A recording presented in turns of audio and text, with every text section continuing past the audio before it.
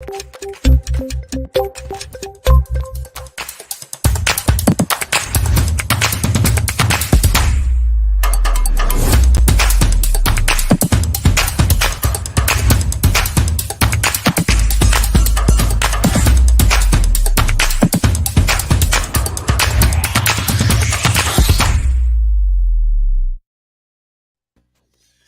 everyone.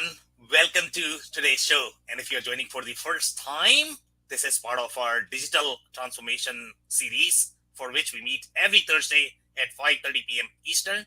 We pick one topic related to digital transformation, and we always have a very exciting panel that is willing to share their insights and wisdom. For today, we have a very interesting topic called kitting. So we are going to have a lot of fun discussing that. Before we do that, we are going to start with everybody's intro. I am going to start with my intro. If you don't know me, I am Sam Gupta. I am principal at Elevate IQ. Elevate IQ is the independent ERP and digital transformation consulting firm. I've been doing ERP implementations for roughly 20 years, and kitting is always fun. On that note, I am going to move to Chris for his intro. Thanks, Sam. Chris Gherardini, president and owner of Turnkey Technologies. We've been implementing Microsoft Dynamics ERP solutions for a little over 28 years now. Had a birthday recently. So look forward to the topic. It's an exciting time. Thanks. Okay, amazing. Thank you so much for being here, Chris. Chuck, can I move to you next for your intro?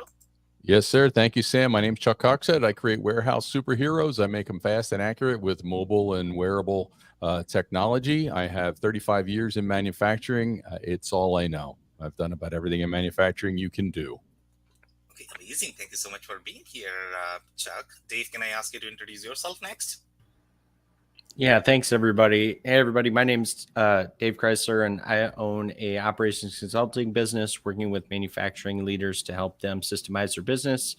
Come to you with more than 20 years in operations, implementing ERP and systemizing businesses. So excited to be here, Sam. Thanks for having me. Okay, amazing. Thank you so much for being here, Dave. And if you're in the audience and joining for the first time, make sure you guys send your comment and questions. We typically cover them during the show. If we cannot get to them because of time, our panelists are going to make sure that you receive your answers. On that note, I am going to start with the first question, and that is going to be for Chris. So, Chris, let's say people don't know what kitting is, and even if they know, sometimes they are going to be confused because kitting could mean a lot of things. I have seen a lot of different variations in versions. Sometimes they are bundles. Sometimes people feel that, what, bombs are kits. It's all over the place, especially if you talk to e-commerce people. Okay, so when we think of the kitting, what does kitting mean from the front-end perspective? And that is the term that you have used. So I'm using your term, front-end as well as back-end. Chris. I appreciate it because I was going to say nomenclature could be confusing because kitting has nothing to do with making cats. But as you think about a kit, an assembly, a bomb, everybody's like, well, which is which? And some manufacturers say, well, I'm kidding. Well, that's not correct. So really, in the simplest definition of a kit is you're grabbing stuff, throw it in the box as it goes out the door. Okay, so if everything's already in the box on the shelf, it's not a kit. But again, you're grabbing a box, apple, banana, throw it in the box, it goes out the door. Okay, it's not assembled, it's not manufactured, it's not pre-built, but it really is a process where you're grabbing a bunch of components, and typically it's one line item on a sales order that has all these subcomponents. Okay, again, it's not manufacturing, but it's one line, it's got a price, and it's got all these little guys underneath it that have costs. Okay, price at the top line, cost within these different components. So if you think about just that definition, and you think about capture, how do I take the order? How does the customer enter the order? But customer service, how do I capture the order? And then in the middle, we have all that planning. Is how do I make sure that I have enough inventory to cover all these different line items and do the analysis and what's the most popular and which ones aren't I selling, so that we don't have this, well, I got 6 out of 7 of them and I can't ship the order, because you don't want to do a double ship because it'll cost more freight, you'll lose it. And then there's the backside piece again, as you look at just pick, pack, and ship. So let's talk about some of the front end complexities. And you think about, do I define a kit? And again, there's the first thing, is it an empty kit? Is it a kit that has the 5 things in it already? But I don't want number 5, I want yellow instead of blue. So if you think about complexities in kits, and are they standard kits? Meaning, great, he bought it, you get those 5 things, no choices. But you know how consumers are. They want to trade and substitute. So now we've got this other framework where, great, you get a kit, you can pick any 5. Okay, so now the customer is picking 5, and if you think about the technology and the constraint is you're defining subsets of kits within your product master, so that there's 40 possible combinations. They get to pick 5 with this kit, 10 with this kit. So there's a lot of logic that could be on the front end. But again, you go back to that: do I got to remove items to put items in? Are those items already in a kit? Are there standard kits? So again, it could be a lot of complexity as you just think about how do you make the customer experience good, and whether the customers do it on an e-com site. There's a lot of logic there. I've seen people in the back office systems have that problem where they got 10 lines and they're removing one and adding one and removing one and adding one. And that one's not in stock. And they're dealing with a lot of iterations trying to build a kit. Okay, so there's a front end complexity. Again, two experiences. Customer does it, sales operator does it. Nonetheless, you've got some things to consider, whether they're pre-built, whether you take substitutes, how do you constrain that? And again, a lot of the ERP system logic isn't perfect there. So that's the thing that I'm going to tell you as you look at that business process. In the middle, analytics. Again, how do you plan? How do you manage? How do you stock those? And again, you've got commitments to lead times, and we'll ship within a week, or maybe you're trying to do one-day ship. So it's really going to be difficult to, make sure you're stocking to those proper levels for the popular components, right? And again, you may preload that kit, like I said, with the things you really want to sell, and hopefully they don't take them out. But so there's a little bit of relationship between a template kit and how you're planning that data. Backside, again, I'll let the fulfillment guys talk about that, but really you get the box right here. Now that I've got a list of, they want a red, a blue, and a yellow, I throw them all in there and they go out the door. Again, am I scanning each of those? It gets interesting whether the system supports a kit level component scan. So if you think about warehouse management, and I'm sure Chuck will have something to say about that, but I'm going to stop there because there's a lot going on between that process. Hopefully that gets us warmed up. Okay, amazing insights there overall, from the kitting perspective. First of all, setting the, stage in terms of what kit is. So there is definitely going to be a confusion. And one of the problems that I have personally seen overall with respect to kitting is always going to be planning for kitting. And you touched briefly on that, you can either define it, beforehand, or you could probably not define it. And if you do that, then obviously your inventory planning is going to be all over the place. So Chris, from this perspective, have you seen any sort of best practices in terms of what is the right way of doing it? Should they be defining the kits and that actually makes the inventory planning easier, or should they not be defining the kits? Well, the customer example I had, they sold balloons and floral stuff into major grocery chains, and they did have these kits pre-planned. But again, the customer could substitute. And so that's where the challenges come in. And so what they're doing is they're assuming that 80% of the kit is going to stay on the kit. And so they're planning those items a little differently than the options. And I think part of this is, again, as you get some historical perspectives, they got to really look at the popular items. And so they're, it's the ABC type of analysis. What are the fast moving kit components? Have those preloaded on the kit. So there's not as many changes, right? You don't want to put all the junk on there where they have to take everything off and rebuild it. But that's typically, there's a strategy there where you're trying to land the primary components based on popularity on the kit. So the operator, if they're taking orders, don't have to make as many changes. And likewise, the customer experience, it's okay, it's 90% what I want, I'm just going to change out one. But then again, you're planning your stock levels different on those primary kit components versus what you might consider a secondary option. Amazing. Thank you so much for those insights, Chris. So Chuck, I'm actually going to come to you, and I'm going to have similar question. Obviously, in your case, you have actually run the manufacturing and the distributions. In your case, you are going to have far deeper insights in terms of what to get, what not to get, what is going to be a bomb, what is going to be a configurable bomb, versus what is going to be a kit, right? So overall, in terms of deciding which SKUs are going to be the kitable components versus that are not going to be the kitable component. So what would you say, what is a kit and what is not a kit? So I come at this from a different perspective. I mean, a kit is actually intended to create value. I mean, kitting is the great differentiator. Yeah. Really, it is. Whether it be you have an e-commerce product and it's a suggested kit. So it might be a suggested set of accessories that go along with a primary product. And as Chris said, you just dump that into a box and you call that a kit. But it's also possible to package these things with value add. And when you do that, they could be there, depending on, going beyond e-commerce, it could be custom packaging. In my manufacturing experience, I might need to package everything in ESD safe packaging, electrostatic discharge safe, so that I'm getting these components into particular packaging that's going to be conductive and not create a static shock or something like that. That's an example where you have something very specific and you're adding additional value that's specific to the customer. So you have, on the one hand, you just have a bundle of accessories, and then you have this other, high value item. And in most cases, it's always a customer centric. It's always a customer centric thing. I mean, and ideally, it should be always customer centric thing. And the kitting always has to come from a place of value, whether it be the front end, okay, where they're specifying, as Chris also described, you have a custom specification for a basket or a box of components that meet your need. It could be color, it could be performance, it could be any number of things. It could be size. To, as I say, so that value out of the back end. The value can also go into services and software and different things where you can customize, each individual component with a different value that would be very different. So, I mean, that's from the manufacturing and operations standpoint, that's really what you may be up against. It's not simply about, okay, I put the parts into a bag, I put the parts into a box, now they're a different part number. And make no mistake about it, from the inventory perspective, they are absolutely positively a different part number. But the value defines what it is, and that is the myriad of different things are as different as the number of businesses that are out there. Okay, very interesting insights there. So obviously, I'm going to have some questions for you related to the warehouse, because that's where the real challenges are going to be. So I don't know what you have seen overall from the warehouse processes perspective.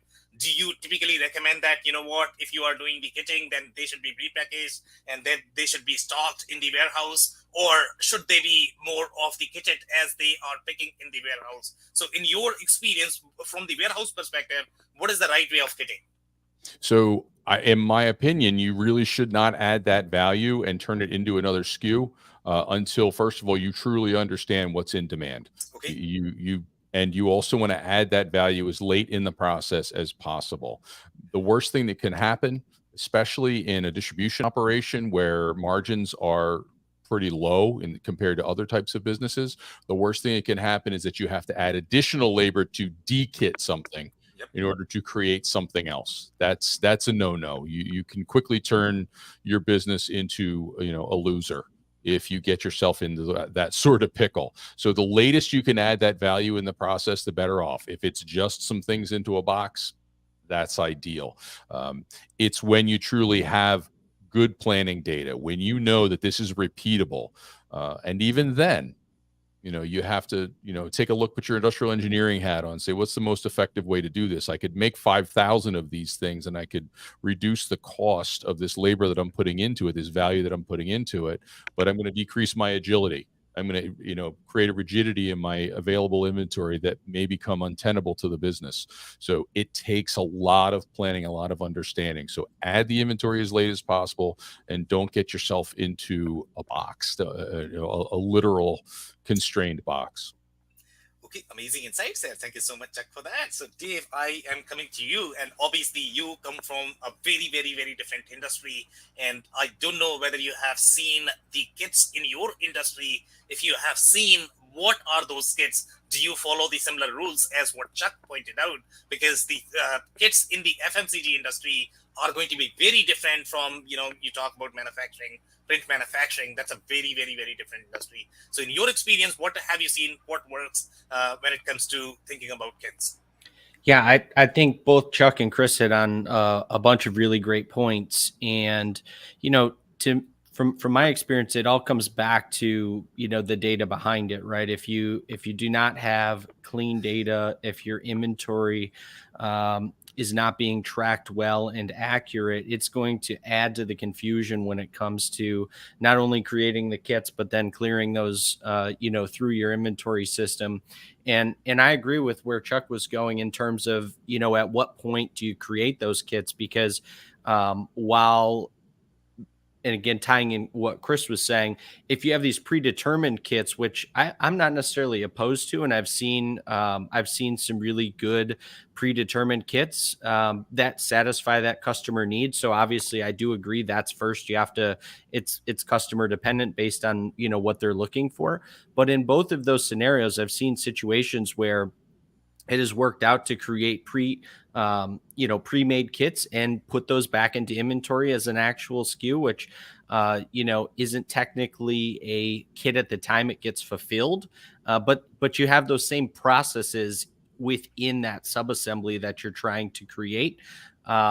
And so that's kind of one side of it. And like I said, I do agree with where Chuck was going in terms of wanting to add that value at the last possible step, because I have seen situations where you have had to unkit thousands, tens of thousands of kits because the planning was not established, let's say. That's the best way to say it. And so you can really get yourself into a jam with that.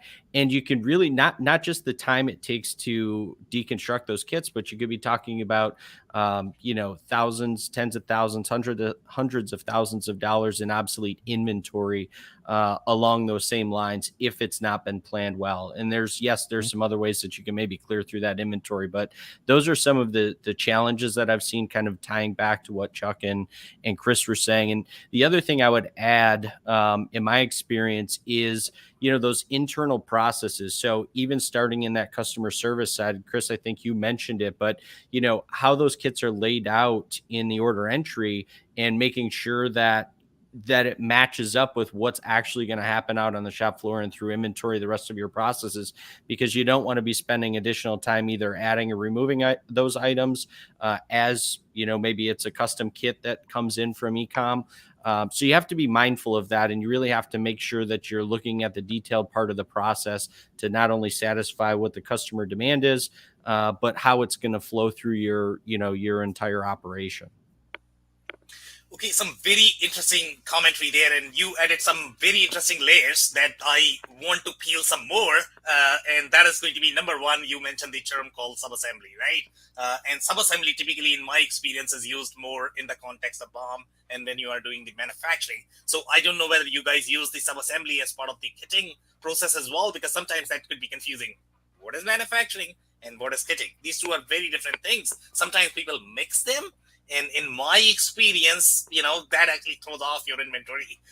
You really need to define what is a kit versus what is your real production BOM that is being manufactured. And the other layer that you had mentioned overall from the order entry perspective.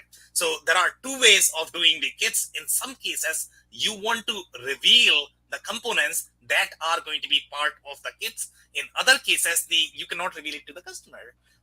Too much information for the customer, too many questions on the code. So sometimes that could be a lot of trouble for you. So I don't know, Dave, have you seen both of these cases? Let's say the order entry part in your industry where the customers are demanding, sometimes they are not demanding. Yeah, it could be both, right? Depending on, again, how they are used to purchasing it and how it's being represented, most likely in an e-com setting, right? How it's being represented on there. But yes, I've seen situations, where you've had to do both, where you've had to expand it and you've had to eliminate it to make sure that, that you're not showing all of the detail out on the customer side. So a lot of the orders that we would handle that way would be blind shipped. So, especially in a situation where you've got, packing lists going out in a blind ship situation to an end user, in a B2B space to an end user, more times than not, you definitely don't want to show the details behind, what ultimately is getting kitted out. But again, that's dependent on where it initiates. So, and then as far as what I was saying, Sam, on the kind of subassembly / kitting component, what I really meant by that is they were kits, but they were being created, kind of manufactured, if you will, through a subassembly process to be put back into inventory. So technically kits still, but really handled as a kind of manufactured subassembly item that would be entered back into inventory under a separate SKU. Mm-hmm. Okay, amazing insights there. Thank you so much, Dave, for that. And guys, if you have any comments, obviously just, okay, go ahead, Chris. So if you build it and put it on the shelf, it's not a kit. Sorry. Anyway. Yeah, so I think we are going to have a little debate there, and Tom is, getting ready for the debate there. So obviously, Tom, thank you so much for, coming in, making it in. because obviously I cannot afford to miss you. And I want you to introduce yourself whenever you have a chance. Along with that, I want your perspective overall in terms of what is a kit, what is not a kit, and how would you feel if somebody was trying to make the cancer medical device as a kit, inside the ERP? How would you feel about it?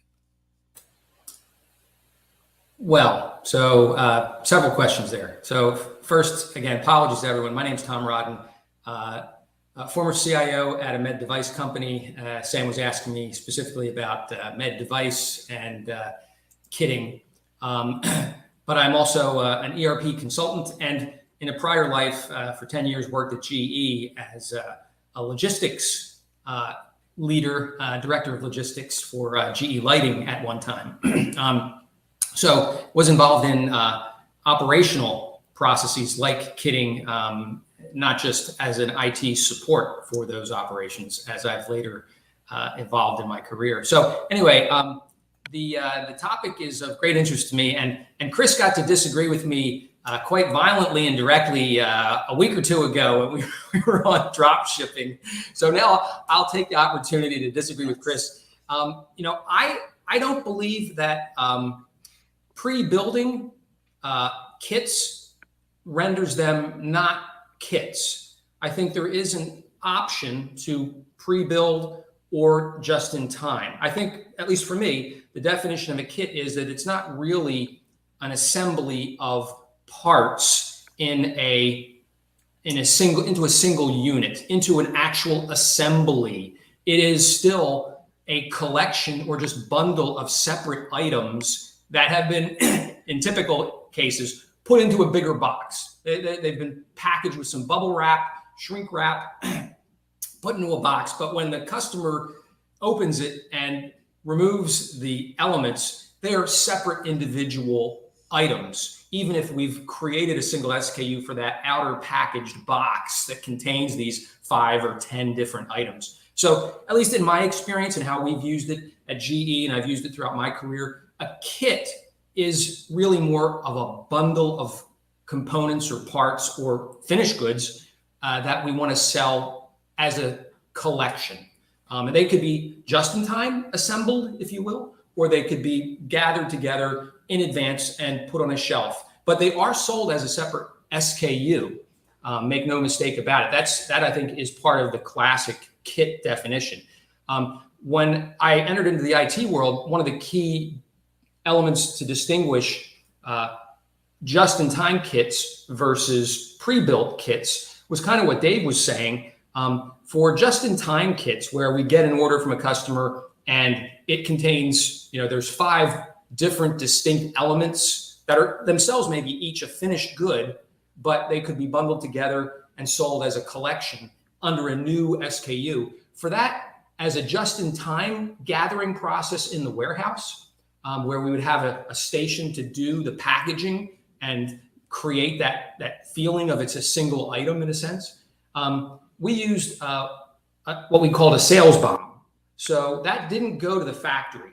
It would explode the one item that the customer ordered into 5 different elements or units, SKUs, that would be picked, brought to the packing station, assembled, put into the outer carton, labeled as a single SKU, and then shipped to the customer. So that would be the just-in-time process with a sales bomb. But where we were pre-building, kind of to Dave's point, we were using production orders. Now, they weren't real assemblies. They were simply taking those 5 different items and putting them into an outer box. But because it was pre-built, people were using a production order process with an extremely simple routing that just said, pick these 5 things and put them in a box. So it wasn't a classic production order, but that was how we did the pre-build process.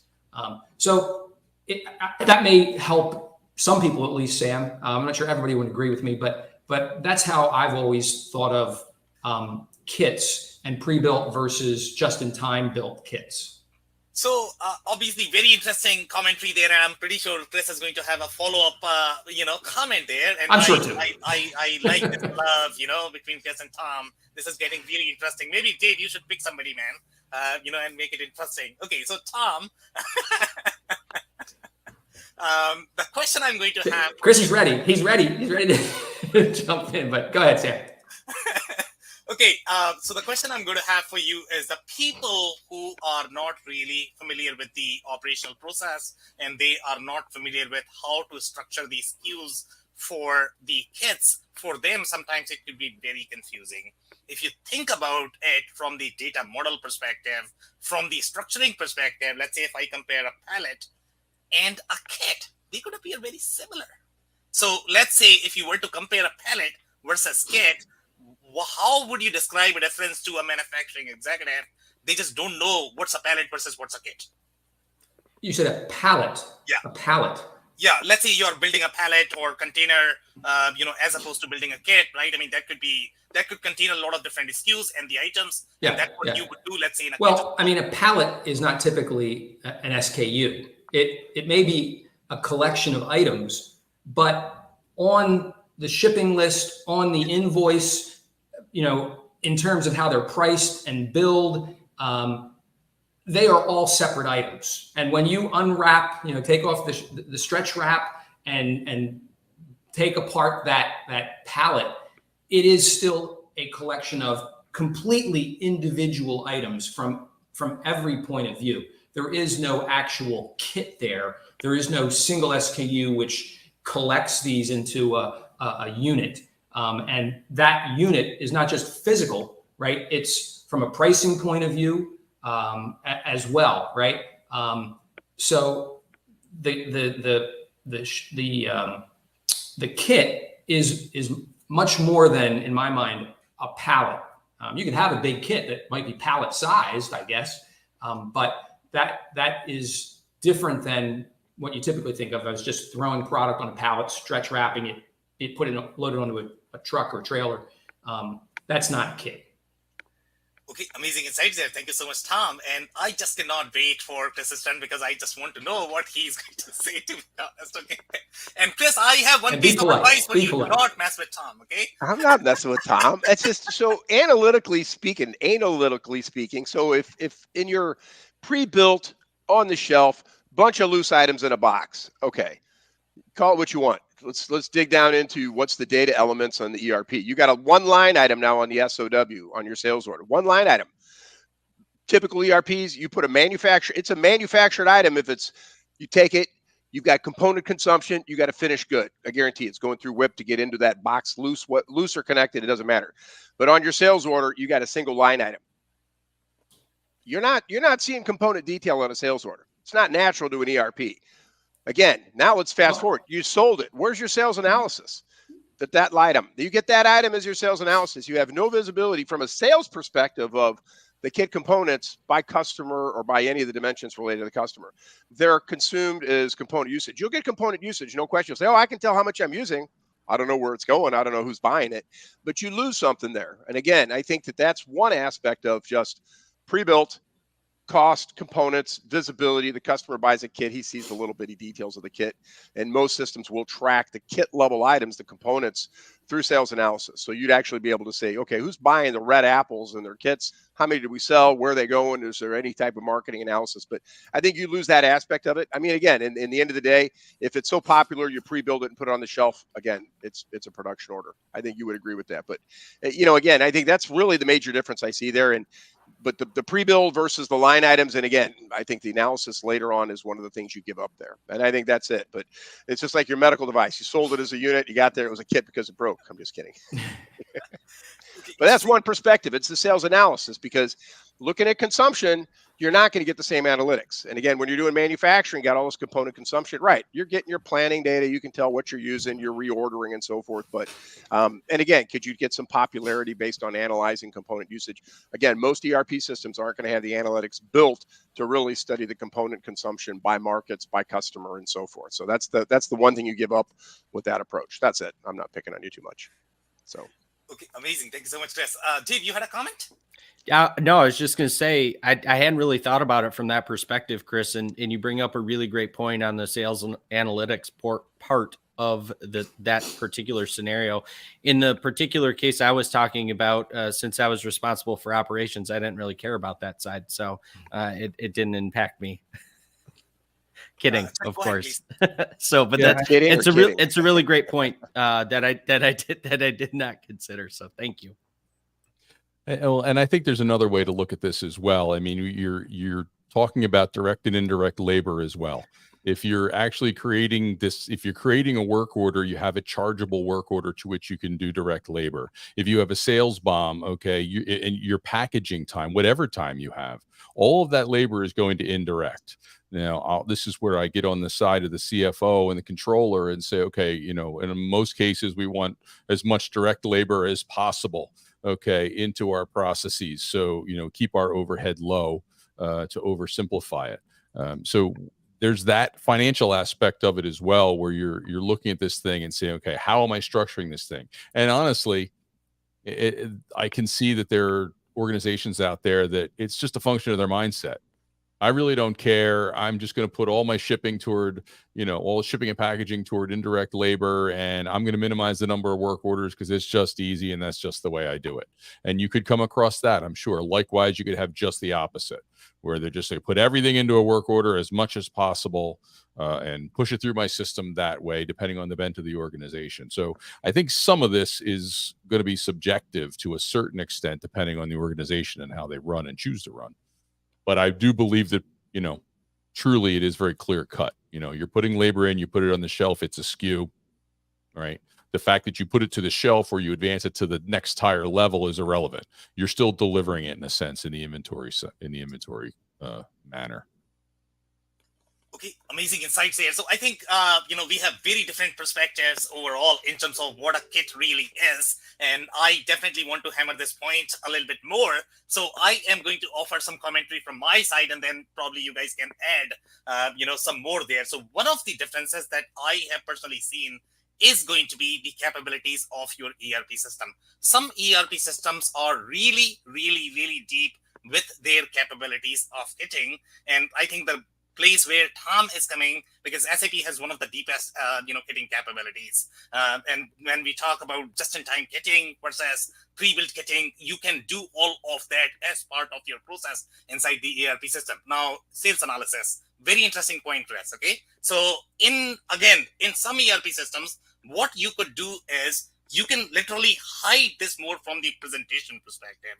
So that does not really impact your sales analysis, because yes, the customer is probably not going to see the bundle, but that is still going to be included as part of your sales analysis. The SKUs are still part of your kit, so you can sell. You are simply not presenting it to the customer. So again, some ERP systems do support the presentation aspect. Some ERP systems don't. So probably that's where the disconnect is overall from the sales analysis perspective. But there are many different configurations that are available when it comes to kitting, depending upon the depth of the ERP system. So again, I am actually going to do one more round with everybody. You know, what do you guys think? I don't know. Do you guys have any comment? Tom, follow-up commentary? Well, I agree with the points you made, Sam. My experience is largely SAP, both when I was at GE and in my IT world as a consultant then at Varian, the medical device company. And yeah, we used sales bombs, and you know, you could actually configure it to show the sub items in that sales bomb or show only the top item, so the customer could see what they want. You could configure it down to, you know, the customer specific preference. Obviously, when we wanted that to explode for the warehouse, the pick list had to show all the items. So again, the sales order might only show the top level bomb or sales item, and the full bomb would be on the pick list. And there are, you know, tools like handling units, HUs in SAP. I'm sure other systems have similar collection mechanisms where it facilitates the packaging process within the distribution center, for example. So you can create this entity that is this box that contains these other items that, you know, is a useful set of features. So again, I'm not trying to push any particular software solution. I'm just saying that in my experience, yes, these things are all manageable, but it does depend on the features probably of the software you've got. Okay, amazing insights. Follow-up commentary. Anybody? Chuck, go ahead, please. Yeah. So years ago, the first ERP system I worked with, and in fact, it was so many years ago with an MRP system. Okay. As you know, we had to chisel things into stone. It's interesting you bring it up because one of the capabilities that I've always missed in subsequent ERP systems was this capability to create an internal kit. It wasn't a stockable part. It was a collection of parts that would all show up on the pick list for the final assembly, but you could have different versions.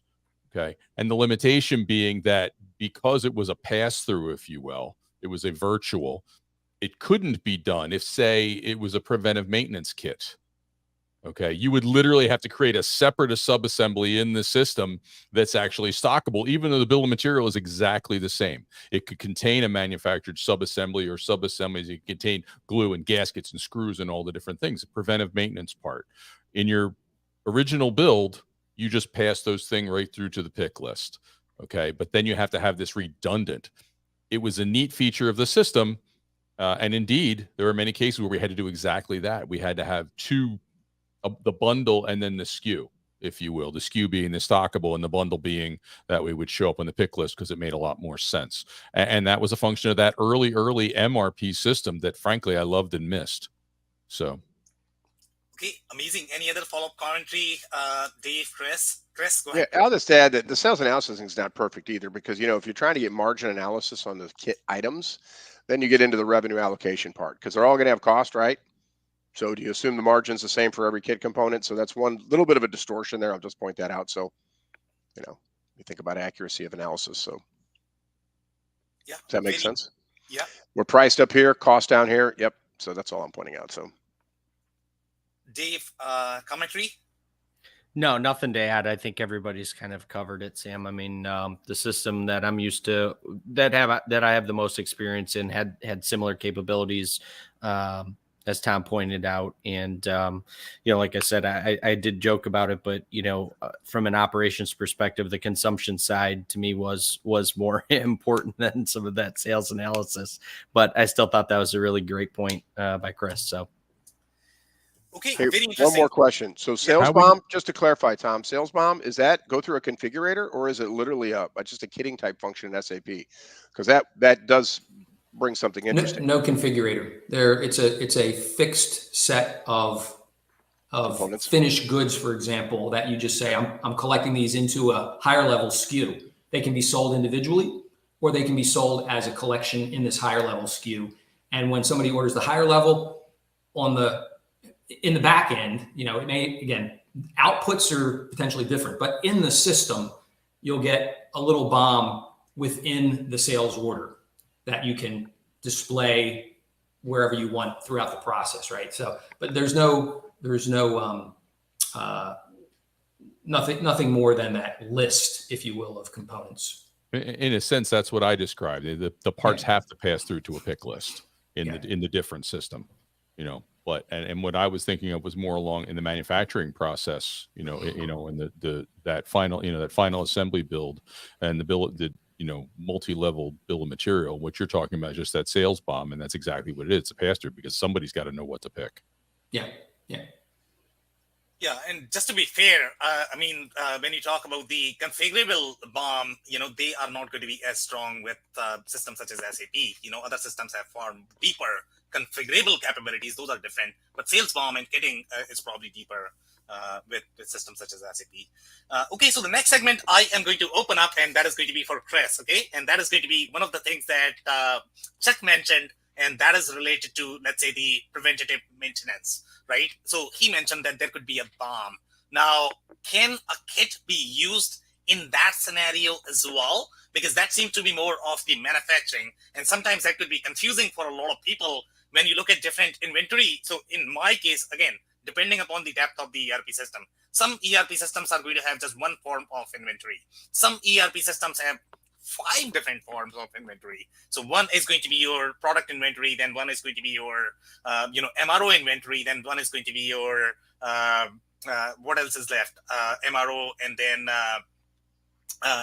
Tom, somebody has to help me. So WIP, QC inventory is going to be WIP. different. Yeah, exactly. So these are different inventory types that we have. So have you seen kitting in all of those inventory types, or is it only applicable for the SKUs that you are trying to sell? I've personally only seen it where you're trying to sell, and in the preventative maintenance, the concept of a kit, I've seen it referenced a few different ways on the maintenance schedules. I've seen it where they list every component that, hey, you need the washer, the gasket, the glue. So, hey, I'm going out and doing a service. You need all these things. And I've seen the other one where there's a single line item reference to a kit listing. So I've seen it coded both ways in ERP systems. But in that case, whether it's already in a bag or not, again, we go back to that. Is it a manufactured kit that's on a maintenance schedule, or do we see the individual line items? So I've seen it in a couple different scenarios on preventative maintenance schedules. Okay, amazing. Tom, did you have a comment?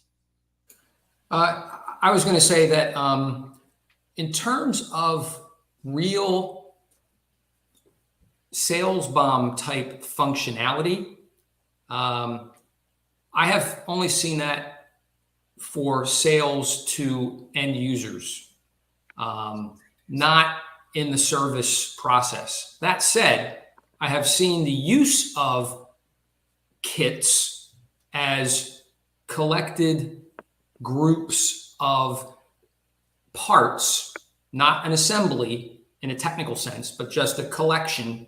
As Chris was saying, that are a separate SKU, pre-built or collected into a new SKU unit that service engineers can take to go do a service call. If there is a kind of a standard service that they are performing. Now, that's not through the sales order process. That is an inventory process where we basically are saying we will build a new SKU by assembling these parts. I actually have not been heavily exposed to that, so I'm not quite sure. We didn't use that kind of process at Varian where I was in IT. I believe it was used at GE, but I wasn't in IT then, and I wasn't responsible for service.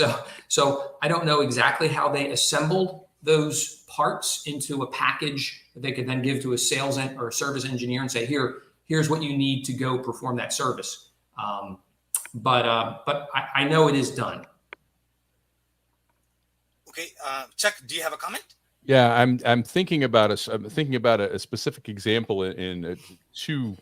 They're very, very similar, and it was Chris that jogged my memory talking about raw inventory. Yep. You and I've seen this both ways. One in which you have to apply direct labor, but it's truly done as a kit, and others where there's so little it's not really worth worrying about. It's an instance where your raw material is in a much larger form than the size or the they'll say the size to which it's delivered to your manufacturing floor. For instance, in machining, you might have very, very long pieces of metal rods. Now, in a lot of machining operations, you can put that into a bar feeder and it's going to feed it automatically. But you might need a piece of metal that's a foot long or 15 inches long at a different part of your manufacturing process. Now, you're not going to move out an entire 20-foot piece of metal out to that to there because it creates other problems, other logistics problems within the organization or within the process flow. So you're going to chop that thing off and you're going to give it in the specified lengths and feed it out there. That's another type of kit. Depending on the organization, they may or may not, charge that direct labor. They may not actually do that work order to size that. Another example would be cable, spools of cable, with which I have a lot of experience. Yeah. So they're all stocked by the foot and they're literally a mile of it. Okay, but you need 15 inches, 16 inches, 17.5 inches, and you're going to pre-cut that, and you're going to ship it, and you're going to take that kit, and you're going to give that out. Okay, and oftentimes that's an internal kit where it's preparation of internal inventory for the next operation, and again, it's back to that. How's the organization going to handle it? It's oftentimes not that separate work order, because the cost of the work order begins to exceed the cost of the labor put in breaking it down. So it's a negative return on investment, that time spent. So you don't do that. But you could have, these are some interesting examples of internal kitting in the middle of the process, as Chris gave us in the introduction. Go ahead, Dave. You have a comment? Well, since we're picking sides, I think I'm going to have to disagree with Chuck a little bit and play Chris's role here for just a second. Chuck, I totally get where you're coming from, and I want to give you an example from an industry that I spent a lot of time in, print manufacturing industry, and we would bring in large rolls of paper and have to sheet that down in a lot of cases. And in a scenario like that, you would most definitely be creating an internal work order to do that conversion, so you could capture and roll up the cost of that, direct labor add plus the material. So you've got a new, a new raw material cost for your consumption. I think where you're going is kind of the one-off the one-off scenario, if I followed what you were saying. And in those cases, I agree. I mean, most of the time that was just eaten up, miscellaneous time. Well, it is. I mean, and literally, it does come down to, if the time spent literally creating the paperwork and the time tracking exceeds the amount of labor and the input, at some point, this industrial engineer is going to say, hey, knock it off. Figure out a different way to account for it. Okay, so the next segment that I'm going to open, and we are getting a lot of debatable topic today, and I think this is going to be equally debatable, and that's what I personally like in this show, to be honest. Okay, so one of the terms that you mentioned is the internal kits, and the way you were describing the scenario, some people might call it as WIP, as part of your manufacturing process. So I don't know, Chris. Okay, back to you. Do you agree that this is probably going to be a kit, or would it be considered more as the WIP? Because that should be part of the manufacturing process. Yeah, and again, WIP inventory, sub-assemblies could be considered WIP inventory, frankly. Again, if they're getting consumed. I mean, so really that falls into that classification. I don't really consider a kit WIP inventory, because typically if you're kitting, it's going out the door. We go back to that. If it's pre-built, it's still considered, it's not finished good, it's not raw material anymore. That's why I put it in that middle classification. So. Okay, interesting commentary there. Tom, WIP versus the sub-kits, I guess. I wouldn't consider kits that are sold to end consumers or kits that are consumed by internal sales engineers to perform a service, for example, as we talked a little bit about. I wouldn't consider those things to be WIP. I would consider them to be either finished goods, in the case of a sale to a consumer, or another component part in your parts inventory that the service engineers have access to and consume when performing repairs or service. So no, I wouldn't consider that WIP. Okay, Dave, anything to add on that? Chris, Hey, just to clarify again, if it's not a product we're selling directly to the end consumer, it would be considered WIP. But if it is packaged up to end consumer sell, then you could call it finished goods. But if it's never sold to the direct end user, it would be classified as WIP, because it's going to be consumed in a secondary manufacturing operation. That's how I would define those. So I don't know if that agrees with what you thought, Tom. And again, people's experience can differ for sure, and that leads to some different definitions or treatments perhaps. But in my experience, if we're consuming that on a work order, for example, in the process of delivering a service to an end customer, which is how I'm thinking about this. It's a service engineer that's using parts, and in the process of delivering the service, it's not a sale of any kit or item to the user, to the end consumer, but it is the process of maybe servicing a big machine like Varian would sell to consumers, a piece of technology. And now I'm performing a service. Could be, I suppose, an auto company that's performing a service when you take in your vehicle. They're not selling you the parts, but the parts are being consumed. It's, in my mind, not WIP, and in my experience, it's not WIP. WIP to me is a level in a hierarchy for a product, and it is consumed in the process of being absorbed into that higher level product that's being created. If there's no higher level product, it's being consumed at its level, then to me it's not WIP. It is more of a finished good, whether it's a finished good part or a finished good for a consumer. Any other? That's my experience. Yeah. Yeah, I mean, I see it as WIP when it's been allocated to the work order. In theory, it should be moved. So, I've worked in operations where you have people who are picking inventory from the shelf, creating kits, sometimes in bags, with the right quantities, that sort of thing, and they literally pull it off the shelf and they move it into a staging area queue. Once it's been allocated to that internal work order, that build order, it's WIP. Prior to that, it's not. And again, it comes down to how you're handling that labor. On that work order, you could have them charge that labor against, that first operation, that kitting, against that work order, that build order. In others, they may not do that. They may assign it right to overhead. So to me, it's in a different spot, preferably physically, so that when I do my cycle counts, when I'm going to reconcile my inventory, I don't run the risk of double counting.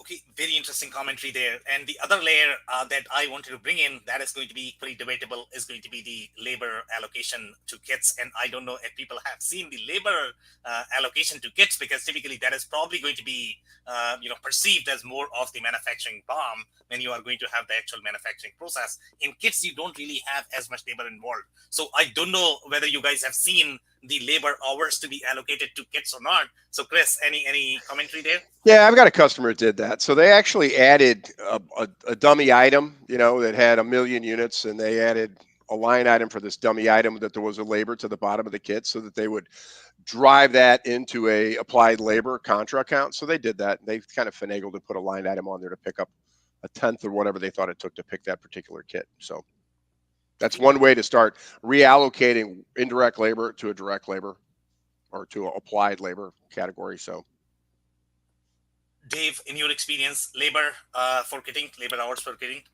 I've seen it both ways. I mean, it again, to me, depends on at what point you're assembling that kit, whether it's just in time or something that's going to be put back on the shelf, and how you want to actually capture it.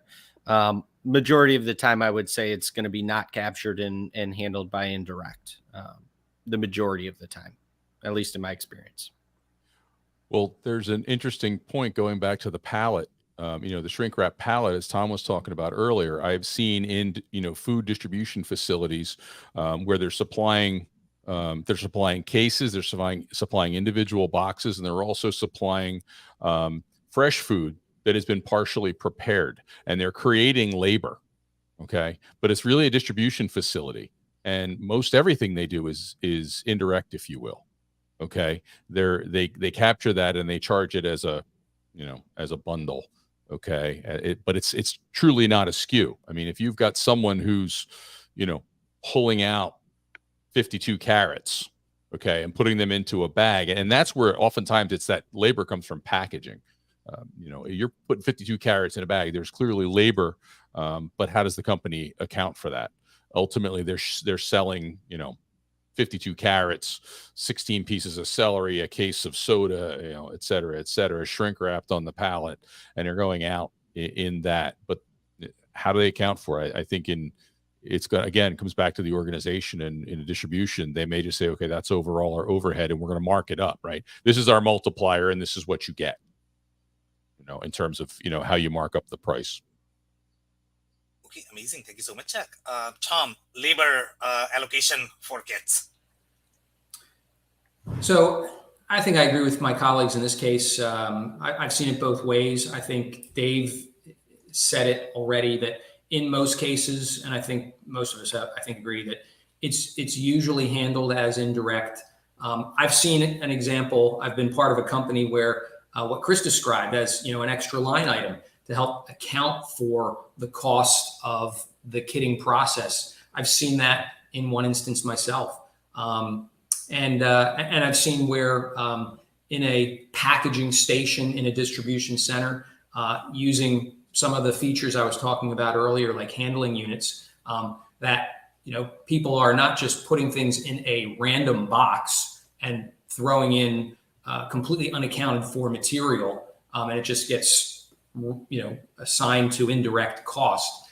They're actually scanning the type of box, and that's getting assigned to the sales order, to the handling unit, The type of additional packaging they're putting in is, part of a scan at the packaging station in the distribution center. And those costs are actually collected. They're recognized and collected and documented within the sales order as additional items that would not be visible perhaps to the customer. Maybe either be a line item that says, packaging costs or something, but they wouldn't be in detail. But that is captured within the sales process. So I've seen it as a line item. I've seen it as, an additional type of cost that's packaging on an order. And I've seen it just not appear at all. And it's just part of the cost of doing business. And it's completely indirect. So there are many ways, I guess, to handle it. And kind of to Chuck's comment, some of it depends on how worthwhile, how important is it, how costly is some of this stuff to make it worth your while to put in the time and effort to design the process and capture those costs, scan that stuff. Is it really worth the time and effort? Well, custom packaging can oftentimes be the last step in a work order, where you're bringing in a certain quantity of specific materials and capturing significant labor. I've been involved in the last operation that I ran. It would take 2 hours to package a product, and depending on the size of the product, the bill of material will be slightly different. You'd need, more board foot of this, less board foot of that, et cetera. So it can be in custom packaging situation, which is more common than you might think. Yeah, and I was actually talking, Chuck, more about the sales bomb concept, where there's not really a true production order or work order. It's simply a picking process where in the midst of the pick, we do this little assembly or collection and bundling. And that's typically, in my experience, not a process that has as much rigor around it as work order, production order. And an ability to really collect those costs in a classical sense. So anyway, Okay. but I hear what you're saying. So guys, the only thing we can take right now is going to be the closing advice. Okay. So Chris, what would be your closing advice, please? Yeah, I think there's two sides of this. Focus on the customer experience first and just understand how easy it's going to be for your customers to interact, put a kit together, select their components, even your customer service. And again, you're going to have to do some time trials and look at the labor effort. And I think then you got to chase the backside through too, and just look at efficiencies. That's where I would start. Okay, amazing. Thank you so much, Chris, for that. Dave, what would be your closing advice, please? Yeah, I mean, understand your process. Make sure that you've got tight inventory controls, because that's where it's all going to stem from once you get the customer side and customer service side figured out. Okay, amazing. Thank you so much, Dave, for that. Chuck, what would be your closing advice, please? Do your research and do your planning. It takes a lot of hard work to do the research and the planning, but it's worth every single second. As I said, kitting is the great differentiator. If you can add value, you can close more business. It is the differentiator. Thank you so much, Chuck, for that. Tom, what would be your closing advice, please? Understand the benefits and the costs as completely as you can. We didn't, at least I know, I apologize, I joined late. I didn't hear and I didn't speak myself about many of the costs and the challenges. I think we touched on them a little bit. The planning complexity, I think we touched on.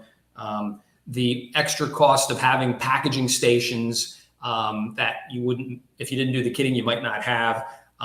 The complexity of pricing. Chris talked about it a little bit when it comes to analytics, but I think just how to handle pricing in general, whether to charge fees, all of these things. And the damage. What if one of the items is damaged? How do you handle that? What if somebody wants to do a return? How do you handle that? So I think I heard Chris or somebody talking about, substitution of items in the process. Again, there are a lot of potential complexities that could add a lot of cost if you try and really deal with all of these things. And so make sure that the benefits outweigh all those costs. All right, amazing advice there. That's it for today, guys. So if you joined for the first time, this was part of our digital transformation series, for which we meet every Thursday at 5:30 p.m. Eastern. We pick one topic related to digital transformation. So don't miss next week's show. We are going to be here. On that note, thanks again, everyone, for your time and insights. Thanks, everybody. See you guys soon. Thanks, everybody.